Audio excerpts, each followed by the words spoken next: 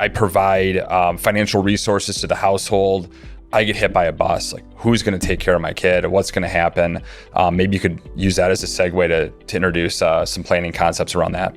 Yeah, absolutely. And I think, the base of that we want to start with is just estate planning. That's going to be a huge part of the conversation you should be having as a new parent.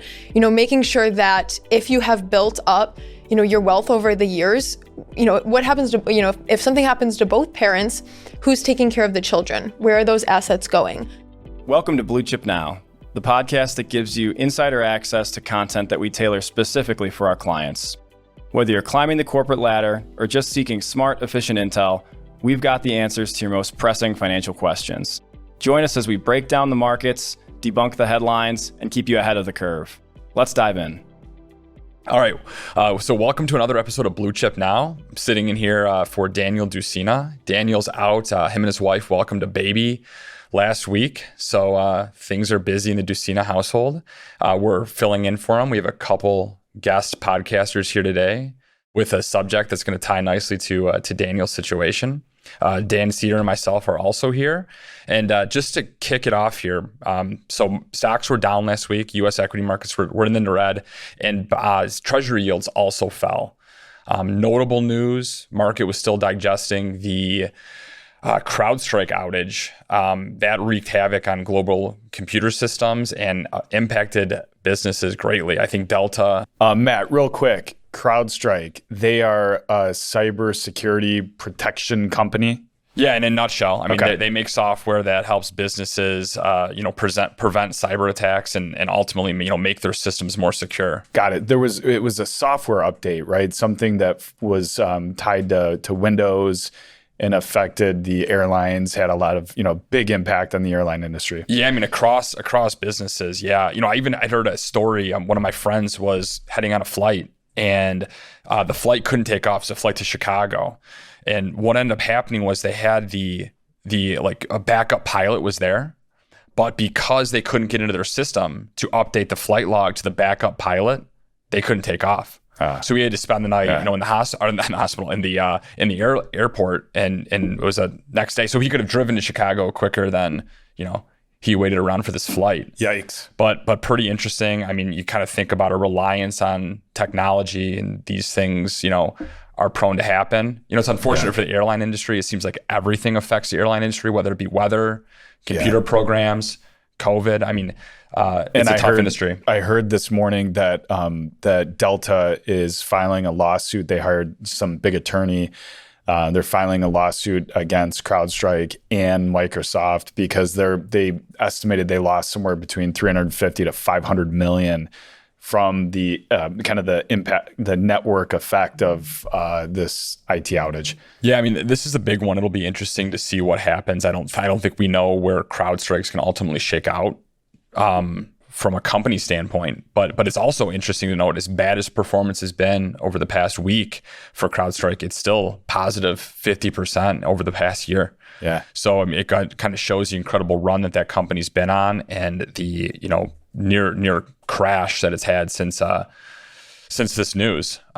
So Matt, who's with us today? Let's talk about our guest appearances. We're here with Emily Prater, advisor to Blue Chip Partners and CFP professional, along with Gina DiGirolamo, who recently just sat for and passed the CFP exam, however, is waiting the final results, which hopefully will come mid-August. So welcome to the podcast. Thank you. Excited to be here. Yeah, thanks, Matt and Dan. Yeah, perfect. So we thought, given Daniel's new chapter in life, heading into parenthood, what better topic than parental planning? So financial planning for parents, what to think about when you have a new kid, or you have existing kids and maybe haven't thought about some of these topics we're about to introduce. Furthermore, some of these topics can be great for grandparents. So I don't want to limit them to just parents.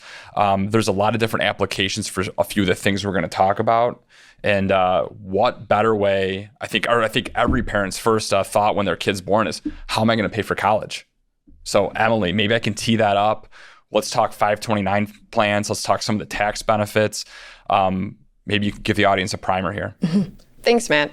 So especially with the rising costs of education, I feel like this is really top of mind for parents with kids of all ages, but especially when they're first starting their family, wondering what are college costs going to be in the future. So 529 plans are a great option for saving for college. And there are two different types of plans, generally speaking. There's an education savings plan, which works more like an investment account. And so you have tax-deferred growth in that account and then tax-free distributions later on down the road for qualified educational expenses.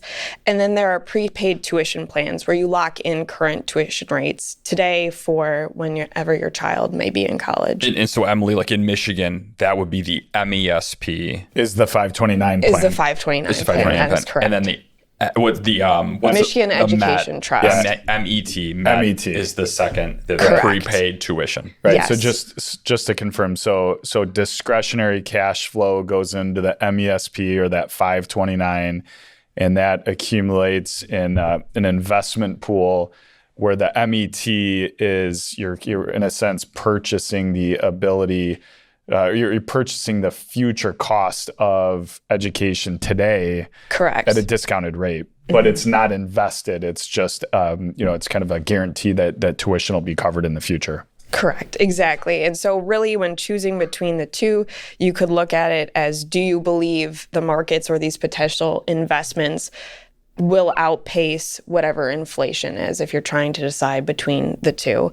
Or sometimes if you want other folks to be able to contribute. So these plans are not just for parents, they can be for grandparents, aunts, uncles that want to contribute to the child's education. And so how that works is contributions per person, so per individual that is, putting the money into the account for whoever the beneficiary is, can, without gift tax consequences, gift up to the annual limit. So for 2024, that's $18,000. And that would be per person. So if you have two parents that want to do it, it could be $36,000.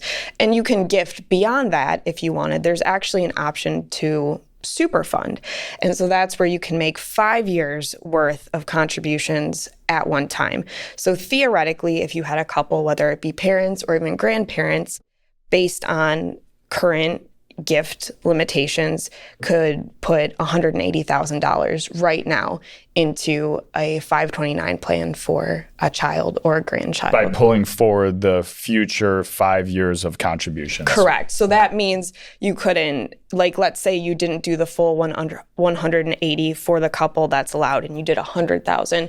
You can't then make that up in future years. It's assuming that it's ratably spread over the next 5 years. So it kind of locks up you for the next 5 years, but it helps, I guess, fast forward that growth too, since those funds would be invested for longer. So Emily, for someone who's considering a 529 versus that prepayment plan, and especially if they're going to pull forward the next 5 years of contributions into that type of an account, what are some things to consider? What's better? I mean, should you do the prepaid plan, or should you just contribute as you go, or make some kind of larger lump sum up front?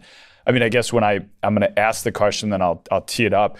When I think about the limitations of that MET plan or the lump sum plan today that guarantees tuition being covered down the road, is it's not very flexible if your child goes to school out of state. Correct. Where I think, the 529, from what I understand, is flexible across the country. Whether you're going to school, if you live in Michigan and you go to school in California or wherever you want to go, the 529 can be used across the country. Correct, exactly. And another benefit of that I really like of the 529 option is that it can be used for K through 12 education as well if you choose to send your kids to private school. And that's relatively new, right? I mean, that hasn't been the case forever. I mean, I know that 10, 15 years ago that wasn't the case. So Correct. It's got to be a relatively new update. Mm-hmm. And so where levels are now, you can use up to $10,000 a year. So there are benefits, and there are some benefits down the road too. And just to highlight that, Emily, $10,000, you can use up to $10,000 a year on K through 12 education. Correct. Yeah. So there is a limit. It's not unlimited. Like college would theoretically be unlimited. Yes. There is a limit. Gina, were you going to jump in? Yeah, I was going to say, talking about kind of new updates to the 529 plans, I know, when we're talking with young parents or grandparents that are setting these accounts up for their, children or grandchildren, one of the concerns is always, okay, so let's say my child or grandchild doesn't go to college. What happens if they decide to go into the military, or if they go into the trades, all these other things? So one of the new options of a 529 is to potentially roll those dollars into a Roth IRA for the beneficiary. And there is some rules around that, so you have to be cautious when planning for that.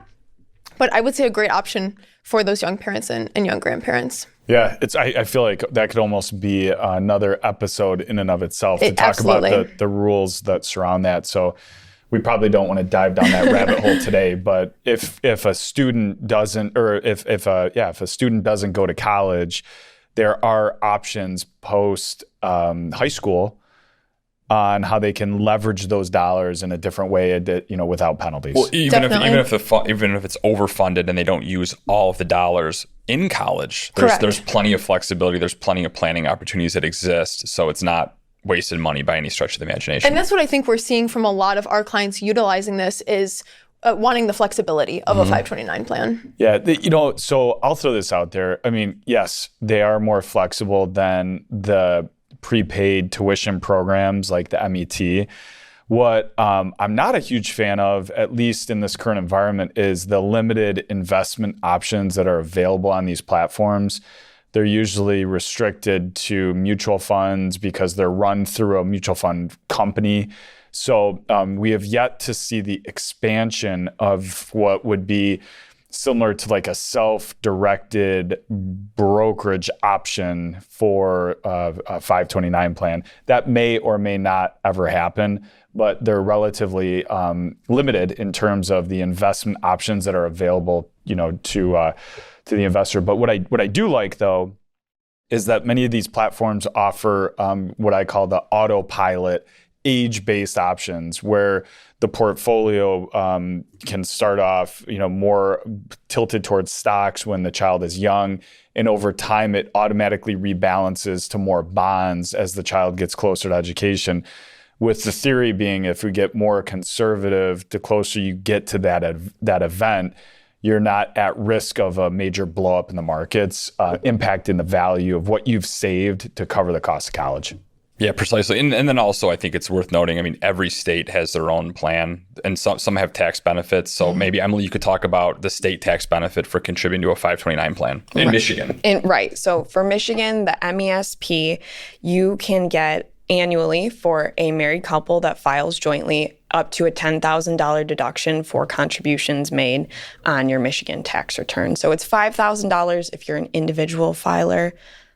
And our tax rate isn't that high, so it's, not... Yeah, just above 4%. So there is a tax benefit for individuals on a state income tax basis, but it's not earth-shattering. So yes, Dan, it is not earth-shattering. However, if you contribute $10,000 or more to an MESP throughout the year, you get a $10,000 deduction on your Michigan income tax return. So that is, around $400 in tax savings annually. Okay, so that's also per family, not per kid. Yeah. So that's an important distinction as well. That's not 10 grand per kid. That is 10 grand per family. Yes. Yeah. But every dollar counts, right? So I think this is still, when you're looking for a way to save tax dollars, it's not, life-changing, but it's not insignificant. Well, in all likelihood, you're going to do it anyways. So yeah. Well, it's a nice little add-in. Ultimately, I think, a lot of parents are kind of weighing the benefits of doing a 529 or just opening a brokerage account for their child. And if we look at the 529 on kind of the back end, when your child is in college, the opportunity to use those funds toward the qualified education expenses and not paying taxes on that money at that point, I think is also, important when making that decision of what type of account to fund. Yeah. It reminds me, probably isn't technically accurate. There's a lot of discrepancies, but it's almost like the Roth IRA for education, right? Because of the tax deferred nature of the growth and the tax-free distribution that you get when your child goes to school. Mm-hmm. And I think it's important to note too, as we're talking about the what if my child doesn't go the traditional college route? What if they do something else? If you have multiple children or grandchildren, you can always change the beneficiary of a 529 also. It's portable. So it's not like if you set it up for one child, it has to be for that child for the rest of the existence of the account. You can switch it to additional children, grandchildren. You could even use yourself as a beneficiary if you decide to go back to school and get an additional degree. Interesting. Good stuff. Is there anything else on 529s we want to cover today, Emily or Gina? Anything else? I'm almost thinking transition into the next topic. Matt, do you want to tee that up? Yeah, Gina. So we handled maybe the first thought coming out, when the new baby arrives, college. The second thought is, what if something happens to me? I provide financial resources to the household. I get hit by a bus. Like, who's going to take care of my kid? What's going to happen? Maybe you could use that as a segue to introduce some planning concepts around that. Yeah, absolutely. And I think the base of that we want to start with is just estate planning. That's going to be a huge part of the conversation you should be having as a new parent. Making sure that if you have built up your wealth over the years, what happens to, if something happens to both parents, who's taking care of the children? Where are those assets going? I would say making sure you have your powers of attorney set up, any deeds in place, making sure you have a trust, beneficiaries on all of your accounts. That's going to be the overarching planning that you should be looking at when you're talking through estate planning. And so, Gina, estate planning is going to help transition your wealth to your heirs, with the goal, really, at the end of the day, a large goal for estate planning is to avoid probate and not have the state dictating who gets what assets. It's really a predetermined plan that gets executed because of the trust documents upon your death. There's some benefits to powers of attorney while you're alive, but really, one of the main features is establishing living trusts so that you can very efficiently transition your wealth without the state stepping in. Absolutely. And that process is called probate. Absolutely. Yeah. And I think the flip side of that is if you're a young family that potentially doesn't have your assets built up, you're kind of still in the wealth accumulation phase of your financial life, let's call it. I would say life insurance is also a very important piece of, you have a young child, you have a new baby, what's the next step? You want to make sure that, if you're the breadwinner, if both spouses are earning an income, or if you're a single parent, I would say it's very important to make sure that you have some type of life insurance in place. And, when we're talking about life insurance, just taking a step back, there's kind of two main types, right? We have the permanent life insurance on one side and term life insurance on the other. So a term life insurance plan is going to be similar to what you have with your employer, right? God forbid something happens to you, that death benefit is going to pay out to your beneficiary. That can be used to replace income in the future, to save for college for the child, to make sure your spouse still has savings for retirement. It can be used for a variety of different things, but that term insurance is going to make sure that your surviving spouse can take care of the kids, can take care of the family. But as the name is called, it's term insurance. So every policy, you're going to have a number of years that you're covered. So it could be 15 years, 20 years, 30 years, depending on the carrier you're using. The opposite side of that would be a permanent insurance plan. And there's a bunch of different, I would say, types that kind of fall under that umbrella of permanent insurance. There's whole life policies, variable life, universal life, and they all kind of have different traits to them, right? So if we're looking at like a whole life insurance policy, it's going to grow the cash value. You could potentially use those dollars in the future. A variable policy is going to do something similar, but that money is actually invested in the markets. Sometimes it has a cap, right? So it could be tied to an index of some sort. But I would say overall, the first step is determining what that death benefit is and kind of backing in the type of life insurance you need to match that. Because what we don't want is you have this huge variable life insurance policy with all these bells and whistles, but you're only 15% covered of what you actually need, God forbid something happened to you. Yeah, which is probably why term insurance is more popular for younger families because it's more economically feasible, right? Yeah, absolutely. And I look at this as I can kind of have my cake and eat it too. I can be insured for the appropriate amount while also working to self-insure myself. So when this term runs up, I will have accumulated enough assets that I've self-insured. I don't need to buy another policy. Absolutely. Right. And Matt, I had to put the full court press on you when your firstborn came along with regards to term insurance. I mean, it makes a lot of sense, right? You're practicing what you're preaching. Yeah, a lot of people see a little baby in the hospital, and we see unfunded liabilities.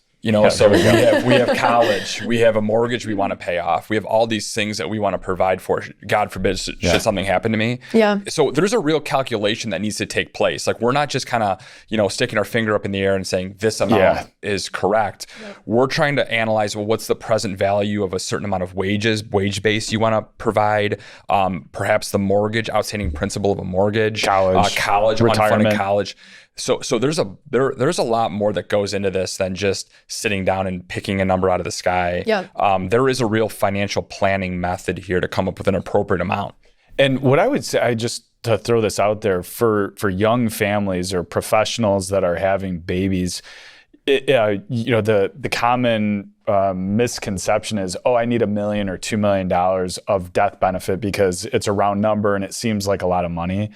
You'd be surprised when you run the present value of a future earnings stream and you run, adding a mortgage and adding college and enough money for retirement, how large those death benefit numbers actually become. And that's why term insurance is important, because you can get the coverage that you need at a reasonable price. If you were to buy one of those permanent types of policies, it ends up becoming just astronomically expensive. So anything else to add to that? I guess, my overview is, as a young family, get an estate plan done and in good order, and then make sure that your family is covered from a financial perspective such that if you aren't here economically, they can continue on through the proceeds of something like life insurance. And I think that's where a financial advisor comes into the picture, because a financial advisor can help you determine the appropriate amount of coverage so that your plan is sound. Yeah, and again, this is a planning process. We're working through a financial model. This isn't, you filling out a questionnaire. Like, we're analyzing some, projections. Yeah. And it's different for everyone. It's different for everybody. Yeah. And I'd just like to note too that insurance is not something that's just set it and forget it. As in, we had our first child, we got policies, and now we don't have to worry about it. Because term insurance policies are more affordable, you can layer them. And by that, I mean, maybe this year you get a 20-year term policy. Well, in 5 years, you have another child. You can get another policy that will then continue on past that to cover that child's college. So yeah. And truly, like, every year matters. I mean, the policy is cheaper at 28 than it is at 38. Mm-hmm. So the sooner you do this, the less you're going to pay. Yeah, and I guess one final comment on that is there's always a risk of becoming uninsurable. So if you're healthy at 28 or 30, and some unforeseen circumstances arises where you're no longer deemed by the medical underwriters as insurable, you then either have to pay those astronomical premiums because it's more of a risk to the insurance company to cover you, or you don't get insurance. You don't have the option of being covered. So none of us know what the future has in store. So if you're healthy and you're young, there's never going to be a cheaper time to purchase that term insurance and get the appropriate amount of coverage. Absolutely. Perfect. Well, let's call that a wrap on another episode of Blue Chip Now. Wishing Daniel and his family the best here as he changes a lot of diapers. Congrats, Daniel. Congrats. Alan. We look forward to having you back in the next couple of weeks. And that's it for Blue Chip Now.